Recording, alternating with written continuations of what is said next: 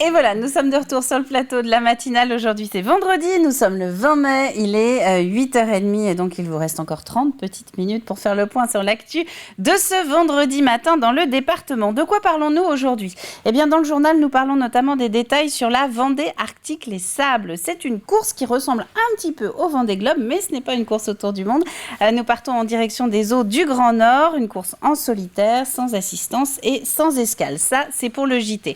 Dans le Plus Info du jour, tout à l'heure, eh bien, vous verrez que nous nous intéressons à la leptospirose. C'est une maladie dont les symptômes ressemblent un peu à ceux de la grippe et de la gastro, mais ça n'a rien à voir. C'est une maladie qu'on attrape quand on marche à proximité de rongeurs et notamment dans les zones humides comme nos marais.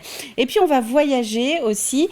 Si vous êtes intéressé pour retourner sur tvvendée.fr, vous pouvez retrouver l'entretien que nous venons d'avoir avec notre invité, le président des chemins de fer de la Vendée. Toutes les infos sur cette souscription donc, qui est lancée pour aider à la reconstruction d'Hannibal, cette locomotive qui date de 1945 et qui n'attend que nous pour pouvoir reprendre la route sur les rails du chemin de fer de la Vendée. Un petit point météo avant de passer au journal. Regardons ça, la carte de ce vendredi. Eh bien, la journée a probablement pour vous, comme pour nous, commencé sous les orages. Quelques coups de tonnerre, d'ailleurs, n'étaient pas à exclure sur le début de matinée, au moment où il faut partir à l'école ou qu'il faut sortir.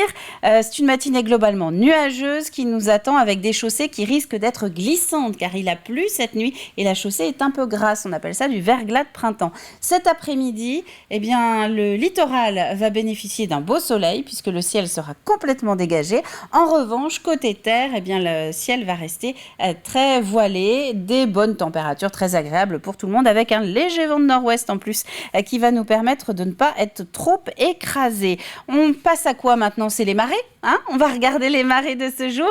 Ça y est, la mer est à son point le plus haut. Vous allez pouvoir également bénéficier d'une basse mer aux alentours du début d'après-midi, coefficient 80-74, qui vous permet d'avoir encore un petit peu le temps d'aller vous promener sur le Gois si vous cherchez une idée de balade.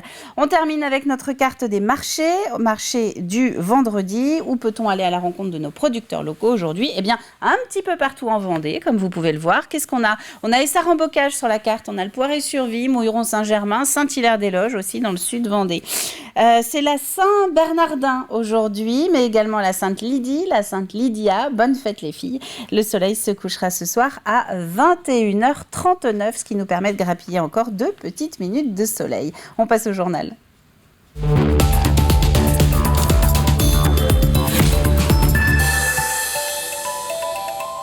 Et nous allons partir dans le sud Vendée pour commencer. Le week-end promet d'être animé à Sainte-Gemme-la-Plaine puisque l'EHPAD de la Sainte Famille s'apprête à fêter ses 70 ans d'existence. L'association avait été créée en 1951 et elle a bien évolué d'ailleurs depuis le dispensaire qui était tenu par des sœurs infirmières. Mais vous allez le voir, l'état d'esprit, lui, est resté le même. Alix Solanos.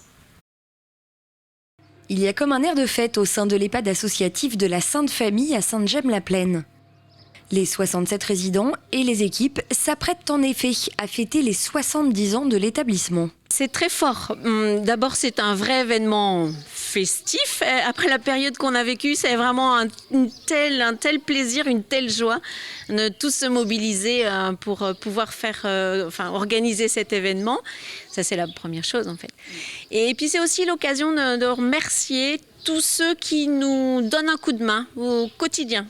Défilés de mode, spectacles d'escrime, chants d'enfants. Ici, les animations s'enchaînent autour de ce 70e anniversaire.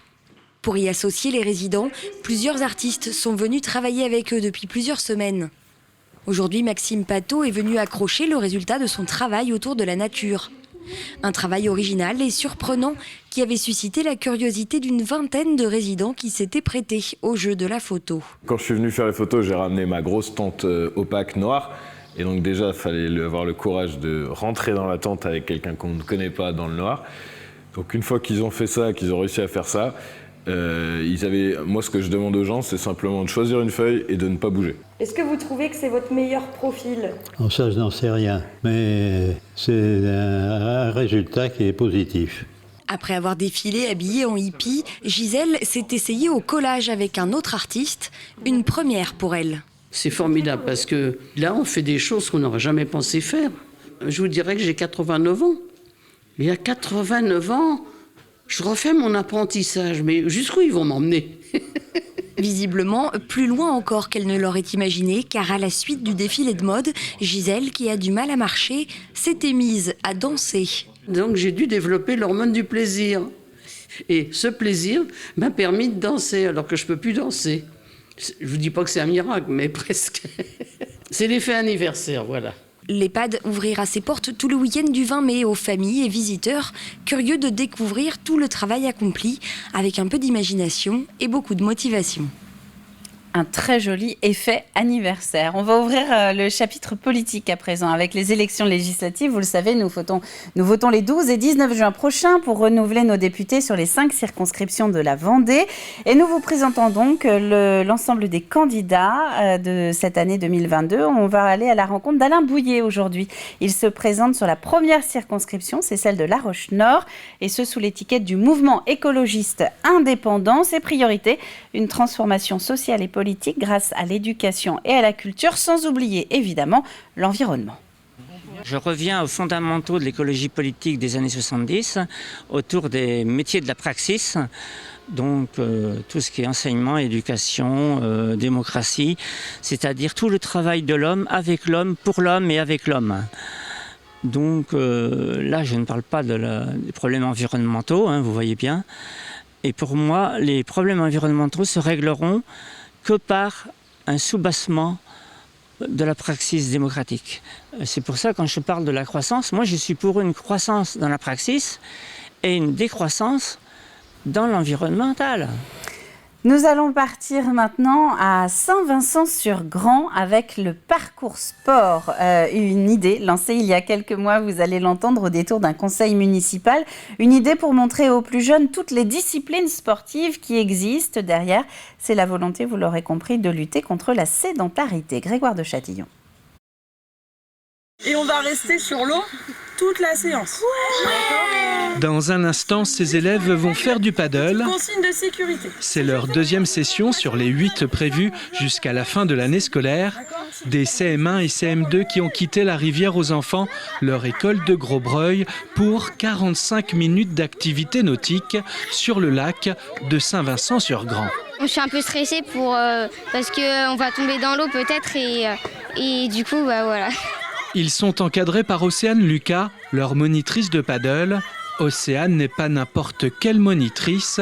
La jeune femme est également championne du monde de wave ski, le kayak surf. Ils doivent apprendre à maîtriser la planche, à être en autonomie, embarquer seul, débarquer seul, faire un peu de sécurité aussi, donc tomber dans l'eau, remonter sur la planche. On voit qu'ils habitent pas trop loin de la mer et qu'ils ont l'habitude quand même d'aller dans l'eau. Jeu de poursuite, Jacques a dit, s'amuser en apprenant, une aubaine pour ces écoliers grâce à Parcours Sport, un service lancé cette année par la communauté de communes Vendée Grand Littoral. Parcours Sport, c'est le paddle aujourd'hui, mais hier, la semaine dernière, c'était la voile. Chaque commune a ses spécificités. Ici, c'est le lac. Talmont va être le golf. Parcours Sport, c'est la mutualisation des 20 communes de ce territoire afin de pouvoir pratiquer 9 activités sportives accessibles à tous le plus facilement possible grâce aux atouts de chaque commune. Le paddle est déjà un succès. C'est une chance pour eux de pouvoir faire cette activité sportive sur l'eau. Effectivement, cette découverte de paddle, je trouve que c'est super pour les enfants. C'est super bien et en plus quand on tombe dans l'eau, c'est trop bien. Des écoliers comme des poissons dans l'eau, pas malheureux c'est sûr, d'avoir un peu quitté les bancs de l'école.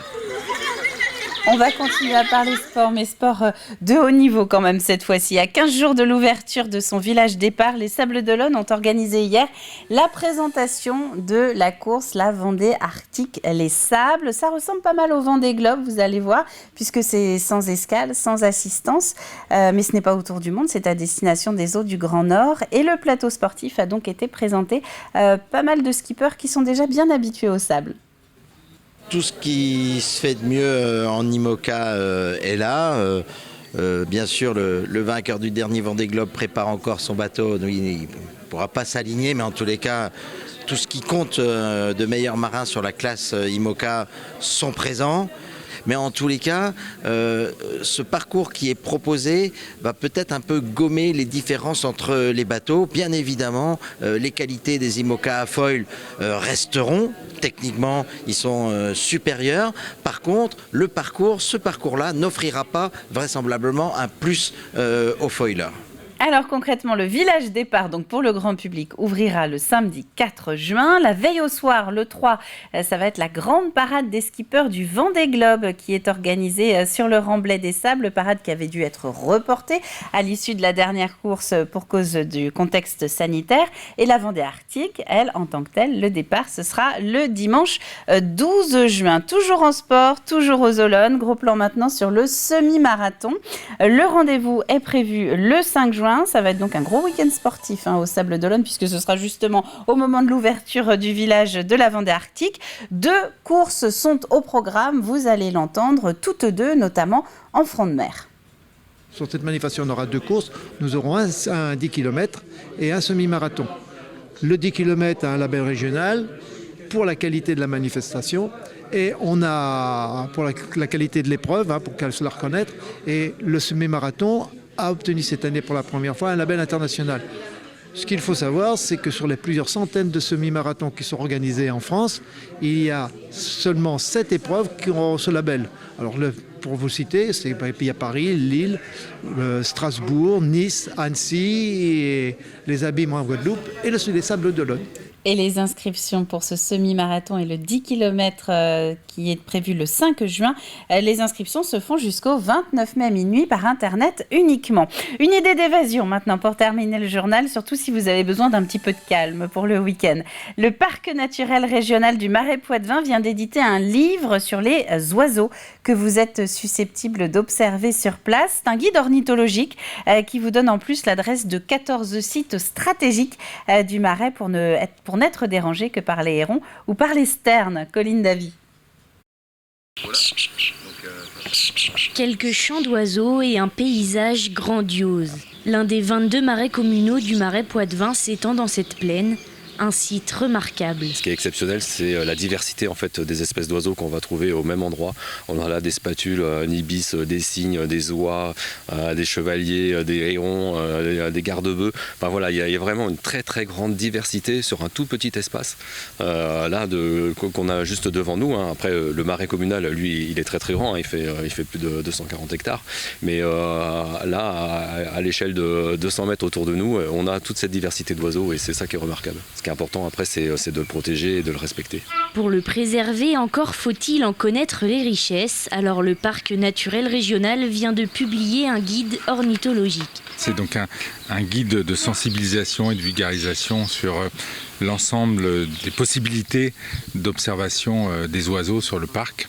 Et donc on a souhaité, en dehors d'un public spécialiste qui connaît déjà les observatoires et qui connaît les lieux d'observation, permettre au grand public d'être sensibilisé à cette observation. Un souhait qui semble se réaliser. 91 exemplaires ont déjà trouvé preneur et dans la commune de Léroux, l'observatoire du Gorget voit, après 10 ans d'existence, sa fréquentation augmenter. Ça permet à l'ensemble des curieux de profiter du site et de voir justement la diversité de ces espèces. Et effectivement, il y a de plus en plus de populations qui s'y déplacent et le site commence à être bien connu. Un site connu de plus en plus de monde est devenu incontournable pour les passionnés. C'est pas un cormoran. Ici, les photographes y trouvent un petit coin de paradis. C'est un ibis. J'essaye d'avoir des photos d'oiseaux dans l'action, des bagarres de hérons, quand ça vole, quand ça plonge, quand ça atterrit. Le coin commence à être connu. C'est un super coin. C'est un super coin. Et ce n'est pas le seul endroit prisé pour découvrir cette diversité. 13 autres sites sont référencés par le guide. Et ce guide coûte 5 €. Il est disponible dans tous les offices de tourisme du territoire. On va retrouver Fanny maintenant pour les prévisions météo de ce vendredi. Et puis nous, rendez-vous juste après avec nos chroniques du jour. À tout de suite. Bonjour à toutes et à tous. Une nouvelle dépression orageuse se forme pour la matinée de ce vendredi avant le retour d'un temps anticyclonique. Et puis une autre dépression se forme dimanche avec des orages. On s'intéresse dans un premier temps à notre vendredi 20 mai. Et comme je vous l'annonçais, des averses orageuses vont se mettre en place en fin de nuit sur le département. Elles vont persister en début de matinée avant le retour d'un ciel plus clément et ensoleillé. Les températures conservent leur douceur. On compte 16 degrés minimum le long du littoral, 17 degrés pour La Roche-sur-Yon et jusqu'à 19 degrés pour Fontenay-le-Comte. Dans l'après-midi, le ciel retrouve petit à petit sa couleur bleue, même si quelques nuages circulent toujours. La masse d'air est plus respirable. On attend 20 degrés sur l'Île-Dieu, 22 au Sable-d'Olonne, 23 pour Montaigu-Vendée et jusqu'à 24 pour Fontenay-le-Comte. Allez, petit coup d'œil aux prévisions des 3 prochains jours et notamment celle du week-end. Samedi, ciel variable en début de matinée, suivi de belles éclaircies.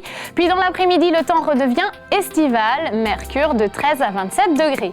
Dimanche, après une belle matinée, le temps s'alourdit avec l'arrivée d'orages. Des rafales sont également à noter. Les pointes avoisinent les 55 km/h et les températures affichent de 17 à 30 degrés. Et pour terminer, lundi, ce sera une journée de transition avec un ciel de traîne. Le thermomètre est compris entre 16 degrés le matin et 21 degrés au plus chaud. Retour à notre vendredi 20 mai. Bonne fête à tous les Bernardins. Le soleil nous accompagne de 6h25 à 21h39. La mer est peu agitée avec des coefficients de marée de 80 et 74. C'est tout pour aujourd'hui. Passez une belle journée sur TV Vendée et rendez-vous bientôt pour un nouveau bulletin météo.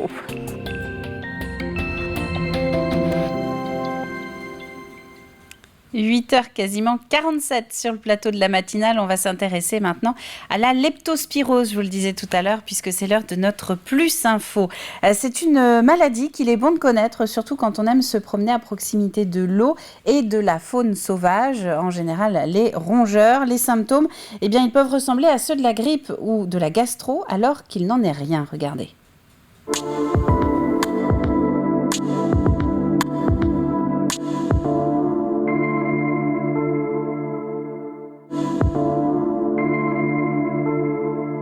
La leptospirose est une maladie qui nécessite deux contextes, la proximité de l'eau et puis un animal réservoir. Donc soit c'est une contamination directe avec un contact avec les urines de l'animal, ou soit c'est une contamination via l'eau qui a été souillée par les urines de l'animal.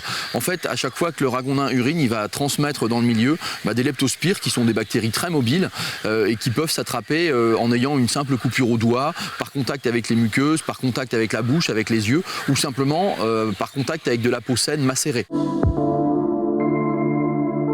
En général, les premiers symptômes liés à la leptospirose sont des symptômes d'un état grippal. Donc fièvre, courbature, maux de tête, troubles gastriques. Et il est important, quand on a des symptômes de grippe à une période qui ne correspond pas à la grippe, d'inciter son médecin à rechercher la leptospirose. Ça se guérit très bien avec un traitement antibiotique. La seule condition, effectivement, c'est de la détecter très tôt, parce que très souvent, et c'est souvent là que ça se complique, quand elle est détectée tard, les symptômes sont beaucoup plus sévères, notamment des atteintes hépatiques, des atteintes des reins, et voire des atteintes multiviscérales, ça peut aller jusqu'à la septicémie et le décès. Donc attention dans ces cas-là, c'est la détection précoce qui va nous permettre de nous protéger contre cette maladie parce qu'on aura le traitement adéquat. Dans un milieu défavorable et à des températures basses, la survie de la bactérie, c'est quelques jours. Par contre, quand on est dans des températures favorables et des conditions climatiques plutôt estivales vers lesquelles on va arriver, la durée de vie des bactéries dans le milieu est beaucoup plus importante. Donc, ça correspond aussi à une période où on va être, nous, beaucoup plus en extérieur, avoir des activités de nature, de pêche, d'utilisation des plans d'eau, de promenade. Donc, dans cette période-là, il faut être plus vigilant vis-à-vis de cette maladie-là. C'est vrai qu'on est en Vendée, mais c'est aussi le cas en Loire-Atlantique, sur un département où les zones humides sont très importantes. Les ragondins et les rats musqués sont très présents dans ces zones-là. Là, on est vraiment dans une configuration, dans un milieu qui leur correspond parfaitement. C'est la deuxième surface en termes de zones humides après la Camargue, il ne faut pas l'oublier. Donc forcément, c'est un milieu qui est très favorable aux ragondins et rats musqués. le fait qu'ils y soient très présents augmente forcément le risque, puisque un animal sur 2 est porteur sain et vecteur de cette maladie, donc forcément, mathématiquement, on est dans un contexte beaucoup plus à risque que des départements où les ragondins et les rats musqués sont absents. Il y a 600 cas en France en moyenne, donc c'est plus d'un cas par jour quand même. Et en 2016, c'est les statistiques les plus récentes qu'il y avait, il y a eu 49 cas de leptospirose sur la région des Pays de Loire.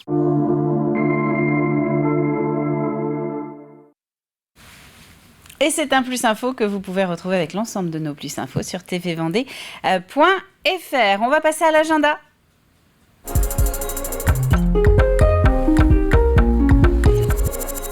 Et justement, c'est le moment de faire le plein de sorties en plein air. Vous allez voir avec cette météo estivale, puisqu'Olivier nous a réservé une petite sélection d'idées pour les prochains jours.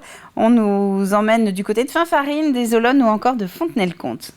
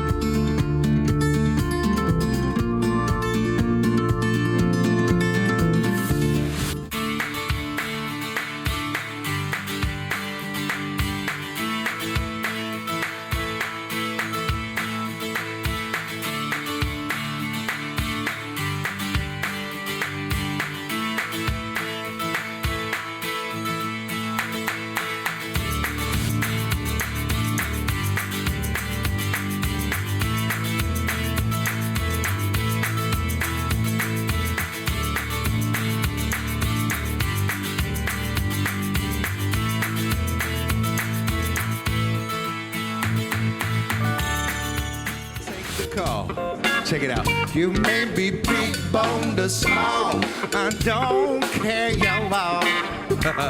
My freak flag flying tall. One thing you're gonna need is a funky groove. Jay sure got it. Oh yeah, right here, even there.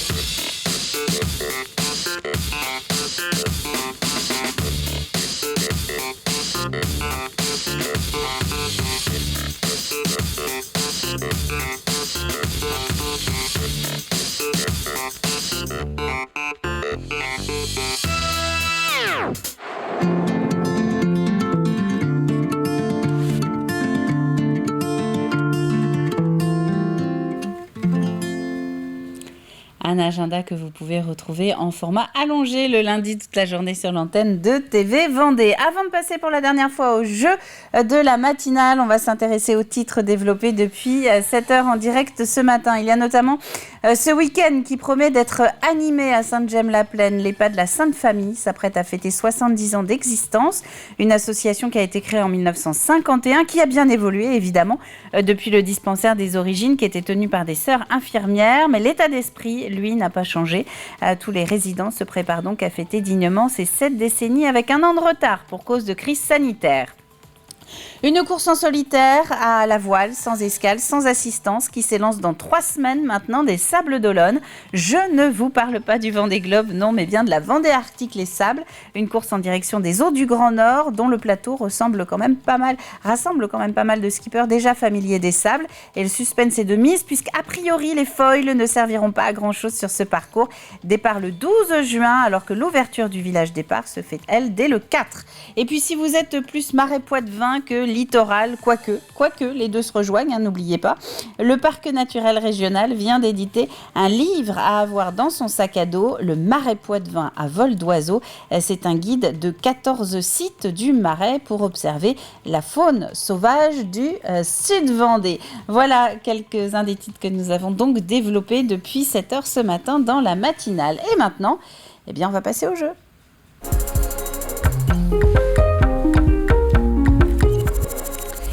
C'est la toute dernière ligne droite pour cette semaine pour essayer d'être le gagnant de ces 2 places adultes pour Legendia Park, puisque c'est notre partenaire de la semaine. Vous avez jusqu'à midi donc pour nous envoyer votre réponse sur tvvendée.fr. Réponse à la question suivante: où part en expédition le jeune Amaury Guérin? où part en expédition le jeune Amaury Guérin. Amaury, on l'a reçu sur le plateau de la matinale. Vous pouvez réécouter d'ailleurs toute l'explication de son projet, d'où en est venue l'idée, comment il s'y prépare. Voilà, tout est à retrouver sur tvvendée.fr, rubrique la matinale. Indice du jour, terre du soleil de minuit, si c'est pas joli ça. Terre du soleil de minuit. Et vous pouvez retrouver l'ensemble des indices de la semaine sur la page Facebook de la matinale ou encore sur notre site internet. Il nous reste une petite minute pour clore tranquillement cette dernière matinale de la semaine. L'occasion de vous rappeler que justement, je viens d'en parler à l'instant avec Amaury, vous pouvez retrouver l'ensemble des invités de la matinale en général multi-rediffusés sur l'antenne tous les matins. Donc si vous voulez retrouver le président des chemins de fer de la Vendée que nous avons eu aujourd'hui, qui était venu nous présenter cette souscription qui est lancée pour restaurer Hannibal, qui est une locomotive de 45 que les chemins de fer de la Vendée ont acheté et qu'ils sont en train de rénover depuis plusieurs années. Donc si vous voulez les aider, eh bien n'hésitez pas, connectez-vous sur l'antenne, vous aurez tous les détails au cours d'une des rediffusions de l'entretien de ce matin. Et c'est également à la demande sur la chaîne YouTube de TV Vendée. Là-dessus, eh bien je vais vous souhaiter à tous une très très bonne journée, une très bonne fin de semaine. Profitez du soleil quand même, profitez-en pour sortir et puis on se retrouve lundi dès 7h de bonne humeur. Très bonne journée à tous et à lundi.